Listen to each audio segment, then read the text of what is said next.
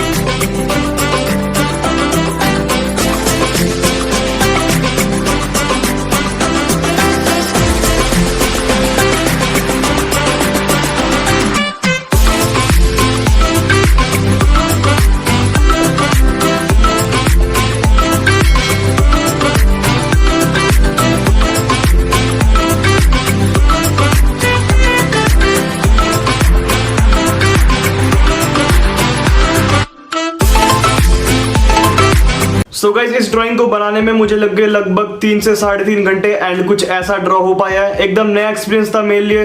तो guys, video पसंद आई तो वीडियो को लाइक करके जाना एंड अगर आप मेरे चैनल पर नए हो तो चैनल को सब्सक्राइब करके बेल आइकन को प्रेस कर देना, ताकि मेरे आने वाली कोई भी वीडियो मिस ना हो। मैं ऐसी ढेर सारी वीडियोस लाता रहूंगा। तो चलिए गाइस, मैं मिलता हूँ नेक्स्ट वीडियो में। Thank you so much for watching. Bye.